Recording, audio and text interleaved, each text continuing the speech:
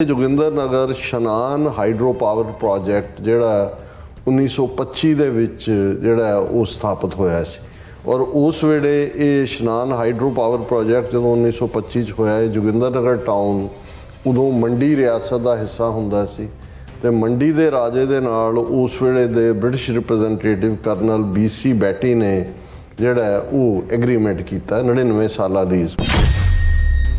ਜਦੋਂ 1966 ਦੇ ਵਿੱਚ ਇਹਨਾਂ ਨੇ ਪਾਣੀਆਂ ਦਾ ਕੰਟਰੋਲ ਲਿਆ ਤੇ ਉਹਦੇ 'ਚ ਬੜਾ ਐਕਸਕਲੂਸਿਵਲੀ ਉਹਨਾਂ ਨੇ ਕਿਹਾ ਕਿ ਵੀ ਇਹ ਜਿਹੜਾ ਜੋਗਿੰਦਰ ਨਗਰ ਬੇਸਡ ਸ਼ਨਾਨ ਹਾਈਡਰੋ ਪਾਵਰ ਪ੍ਰੋਜੈਕਟ ਹੈ ਇਹਦਾ ਕੰਟਰੋਲ ਪੰਜਾਬ ਕੋਲ ਹੀ ਹੋਏਗਾ। ਹਿਮਾਚਲ ਦਾ ਇਹ ਕਹਿਣਾ ਹੈ ਕਿ ਜੀ ਇਹ ਕਿਉਂਕਿ 99 ਸਾਲਾ ਲੀਜ਼ ਸੀ 1925 ਚ ਦਸਤਖਤ ਹੋਏ ਜੋਗਿੰਦਰ ਸੇਨ ਔਰ ਬ੍ਰਿਟਿਸ਼ ਉਹ ਖਤਮ ਹੋ ਗਈ ਹੈ ਤੇ ਕਿਉਂਕਿ ਹੁਣ ਜੋਗਿੰਦਰ ਨਗਰ ਜਿਹੜਾ ਉਹ ਹਿਮਾਚਲ ਦਾ ਹਿੱਸਾ ਹੈ ਇਸ ਲਈ ਇਸ ਪਾਵਰ ਪ੍ਰੋਜੈਕਟ ਦਾ ਕੰਟਰੋਲ ਜਿਹੜਾ ਹੈ ਉਹ ਅਸੀਂ ਲੈ ਲੈਣਾ। ਪੰਜਾਬ ਸਰਕਾਰ ਨੂੰ ਲੱਗਾ ਵੀ ਇਹ ਤਾਂ ਪਤਾ ਉਦੋਂ ਲੱਗਣਾ ਜਦੋਂ ਅਫਸਰਾਂ ਨੂੰ ਉੱਥੋਂ ਪੰਜਾਬ ਵਾਲਿਆਂ ਨੂੰ ਤੋਰਿਆ ਹੋਣਾ ਤੇ ਹਿਮਾਚਲ ਵਾਲਿਆਂ ਨੇ ਪੂਰਾ ਉਸ ਹਾਈਡਰੋ ਪਾਵਰ ਦੇ ਉੱਤੇ ਕੰਟਰੋਲ ਲਿਆ ਹੋਣਾ। ਉਹਨਾਂ ਨੇ ਸੁਪਰੀਮ ਕੋਰਟ 'ਚ ਦੌੜ ਕੀਤੀ ਕਿ ਜੀ ਬੜਾ ਅਰਜੈਂਟ ਇਸ਼ੂ ਹੈ ਇਹਦੇ ਤੇ ਸੁਣਵਾਈ ਕਰੋ।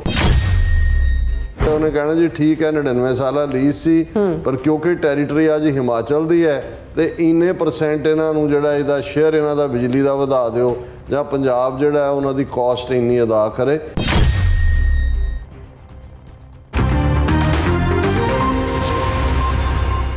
Viewers welcome back in programme. So viewers गलबात करन जा रहे कि मीडिया ने रिपोर्टां अनुसार हिमाचल सरकार वालों जोगिंदर नगर शहर विच स्थित शनान हाइड्रो पावर प्रोजैक्ट ਨੂੰ ਪੰਜਾਬ ਤੋਂ ਖੋਣ ਦੀ ਵਿਉਂਤਬੰਦੀ ਕੀਤੀ ਜਾ ਰਹੀ ਹੈ ਔਰ ਹਿਮਾਚਲ ਦਾ ਕਹਿਣਾ ਹੈ ਕਿ ਪੰਜਾਬ ਨਾਲ ਇਸ ਪ੍ਰੋਜੈਕਟ ਦੀ 99 ਸਾਲਾ ਲੀਜ਼ ਖਤਮ ਹੋ ਗਈ ਹੈ। ਸੋ ਇਸ ਲਈ ਇਸ ਪ੍ਰੋਜੈਕਟ ਨੂੰ ਹਿਮਾਚਲ ਦੇ ਹਵਾਲੇ ਕੀਤਾ ਜਾਵੇ ਔਰ ਇਸ ਦੇ ਨਾਲ ਹੀ ਅਸੀਂ ਭਾਈ ਸੰਤੋਖ ਸਿੰਘ ਹੋਰਾਂ ਦੀ ਜਿਹੜੀ ਹੈ ਨਜ਼ਮ ਹੈ ਉਹ ਵੀ ਤੁਹਾਡੇ ਨਾਲ ਸ਼ੇਅਰ ਕਰਨ ਜਾ ਰਹੇ ਹਾਂ। ਸੋ ਅਸੀਂ ਚਾਹਾਂਗੇ ਕਿ ਤੁਸੀਂ ਇਸੇ ਤਰ੍ਹਾਂ ਬੜੇ ਰਹਿਣਾ ਦੇਖਣ ਸੁਣ ਲਿਆ ਲਿਖਣ ਲਈ ਤੁਹਾਡਾ ਸਭ ਦਾ ਬਹੁਤ ਬਹੁਤ ਸ਼ੁਕਰੀਆ ਜੀ। ਰਾਜ ਸਾਹਿਬ ਕੀ ਵਿਚਾਰਾਂ ਨੇ?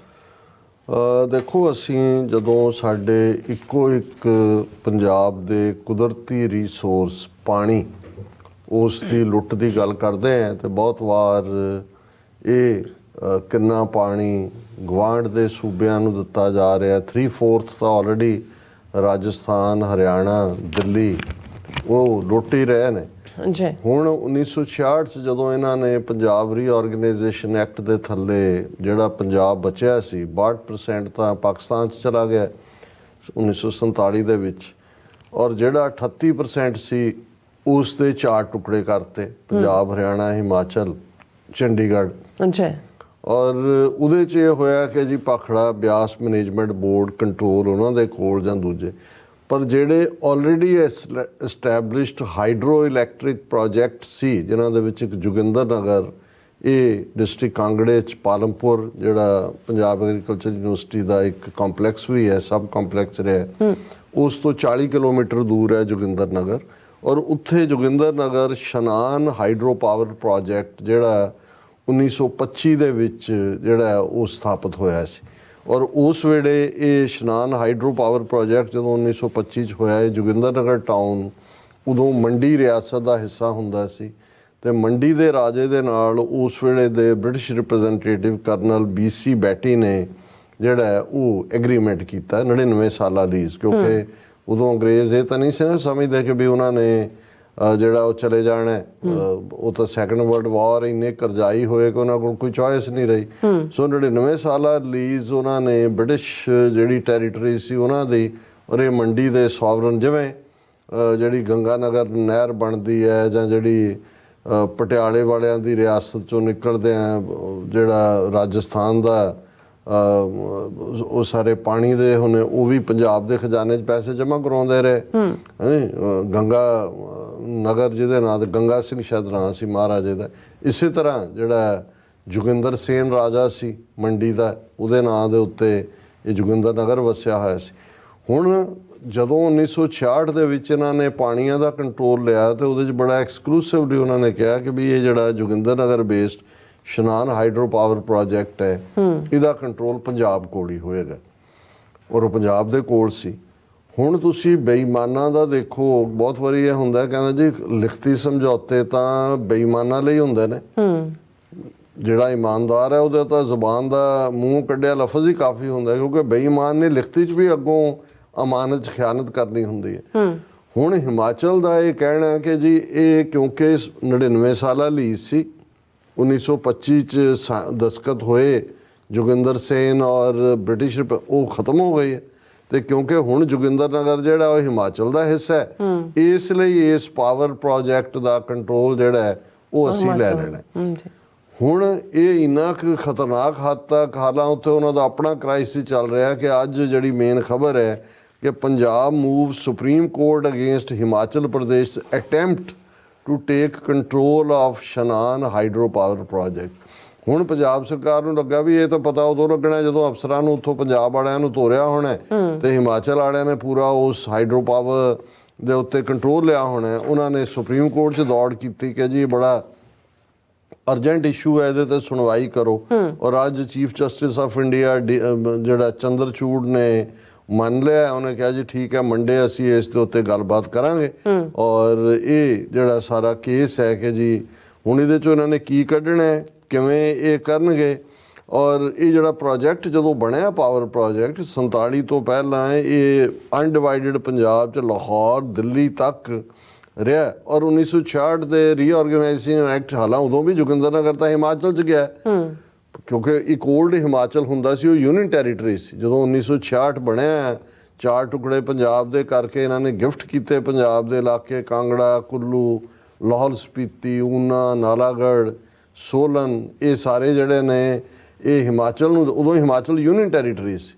ਇਹ ਤਾਂ ਉਸ ਤੋਂ ਬਾਅਦ ਉਹਨੂੰ ਸੂਬੇ ਦਾ ਸਟੇਟਸ ਦਿੱਤਾ। ਸੋ ਜੋਗਿੰਦਰ ਨਗਰ ਤਾਂ ਜਿਹੜਾ ਉਹ ਉਹਨਾਂ ਨੇ ਮੰਨ ਲਿਆ ਵੀ ਇਹ ਪੰਜਾਬ ਦਾ। ਲੇਕਿਨ ਹੁਣ ਇਹ ਜਿਹੜੀ ਲੈਵਲ ਦੀ ਸ਼ਰਾਰਤ ਹੈ, ਹਾਲਾਂਕਿ ਹਿਮਾਚਲ 'ਚ ਕਾਂਗਰਸ ਦੀ ਹਕੂਮਤ ਹੈ, ਲੇਕਿਨ ਇਸ ਕਿਸਮ ਦੀ ਸ਼ਰਾਰਤ ਇੱਕ ਲੈਵਲ ਤੇ ਨਹੀਂ ਹੁੰਦੀ। ਇਹ ਉਹੀ ਏਜੰਸੀਆਂ ਦੀ ਖੇਡ ਹੁੰਦੀ ਹੈ ਵੀ ਇਹਨਾਂ ਨੇ ਹੌਲੀ ਹੌਲੀ ਇਹਨਾਂ ਨੂੰ ਇਹ ਨਜ਼ਰ ਆਉਂਦਾ ਕਿ ਬਈ ਜੇ ਹੁਣ ਉਹ ਹਾਲਾਤ ਬਣ ਗਏ ਨੇ ਕਿ ਖਾਲਿਸਤਾਨ ਦੇਣਾ ਮਜਬੂਰੀ ਬਣ ਜਾਂਦੀ ਹੈ, ਤੇ ਫਿਰ ਉਹਨਾਂ ਨੇ ਤੁਹਾਨੂੰ 4 ਚੁਫੇਰਿਓਂ ਤਾਂ ਘੇਰਿਆ ਹੀ ਹੋਇਆ ਲੁੱਟ ਦੇ ਨਾਲ। ਹੁਣ ਇਹ ਜੋਗਿੰਦਰ ਨਗਰ ਦਾ ਬਹੁਤ ਵੱਡਾ ਜਿਹੜਾ ਇਹ ਹਾਈਡਰੋ ਪਾਵਰ ਪ੍ਰੋਜੈਕਟ ਹੈ ਸ਼ਨਾਨ ਦਾ, ਇਸ ਦੇ ਉੱਤੇ ਵੀ ਹੁਣ ਸੁਪਰੀਮ ਕੋਰਟ ਫੈਸਲਾ ਕਰੇਗਾ।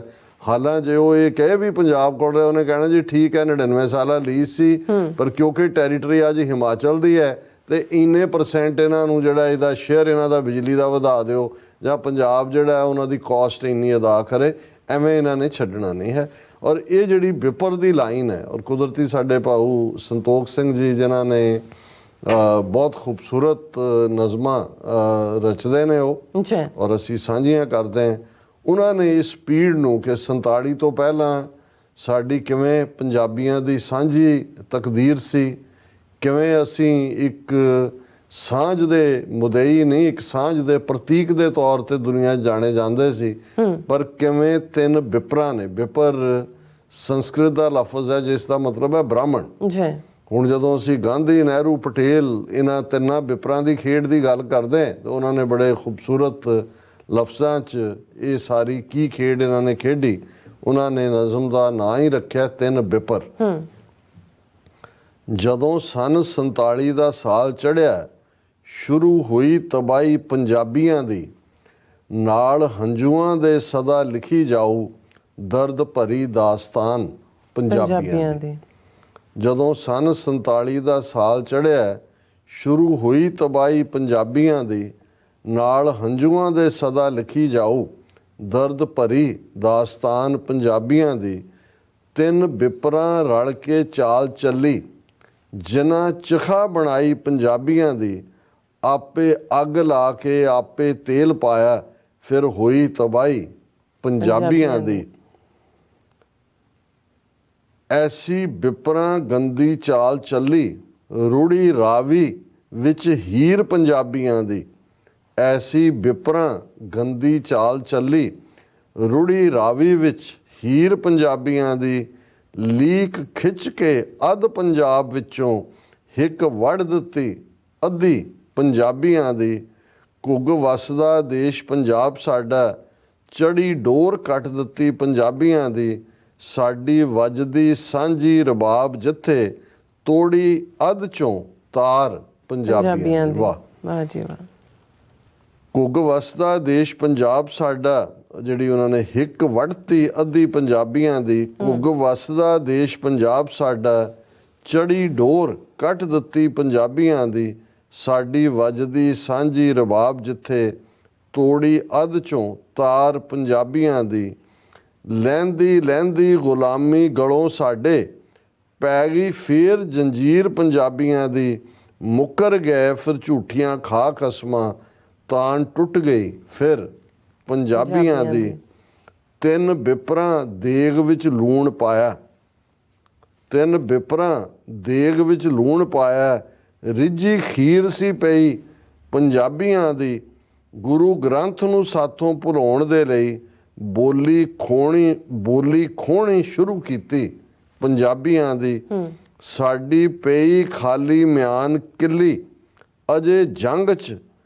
ਸ਼ਮਸ਼ੇਰ ਪੰਜਾਬੀਆਂ ਦੀ, ਖੋਆ ਸਮਝ ਐਵੇਂ ਤੂੰ ਖਾ ਬੈਠਾ, ਇਹ ਸੀ ਪੱਕੀ ਕਪਾਹ ਪੰਜਾਬੀਆਂ ਦੀ। ਕਪਾਹ ਵੀ ਉਸ ਖੋਏ ਰੰਗੀ ਹੁੰਦੀ ਹੈ। ਉਹਨਾਂ ਨੇ ਕਿਹਾ ਕਿ ਭਾਈ ਇਹ ਧਿਆਨ ਰੱਖੀ ਹੁਣ ਕਿ ਭਾਈ ਸਾਡੀ ਪਈ ਖਾਲੀ ਮਿਆਨ ਕਿੱਲੀ, ਕਿੱਲੀ ਦੇ ਉੱਤੇ ਖਾਲੀ ਮਿਆਨ ਟੰਗੀ ਹੋਈ ਹੈ, ਅਜੇ ਜੰਗ 'ਚ ਸ਼ਮਸ਼ੀਰ ਪੰਜਾਬੀਆਂ ਦੀ, ਤਲਵਾਰ ਸ਼ਮਸ਼ੀਰ ਸਾਡੇ ਹੱਥ 'ਚ ਹੈ, ਅਜੇ ਜੰਗ ਸਾਡੀ ਪਈ ਖਾਲੀ ਮਿਆਨ ਕਿੱਲੀ, ਅਜੇ ਜੰਗ 'ਚ ਸ਼ਮਸ਼ੀਰ ਪੰਜਾਬੀਆਂ ਦੀ, ਖੋਆ ਸਮਝ ਐਵੇਂ ਤੂੰ ਖਾ ਬੈਠਾ, ਇਹ ਸੀ ਪੱਕੀ ਕਪਾਹ ਪੰਜਾਬੀਆਂ ਦੀ, ਕਦੇ ਝੁਕਦੇ ਨਹੀਂ ਨਾ ਗੁਲਾਮ ਰਹਿੰਦੇ, ਚਲੀ ਆਈ ਹੈ ਰੀਤ ਪੰਜਾਬੀਆਂ ਦੀ, ਫੇਰ ਦਿਨ ਹੁਣ ਬਦਲਣੇ ਸ਼ੁਰੂ ਹੋਏ, ਉੱਚੀ ਉੱਠੀ ਭਾਊ ਆਵਾਜ਼ ਪੰਜਾਬੀਆਂ ਦੀ। ਅਖੀਰਲਾ ਹੀ ਹੈ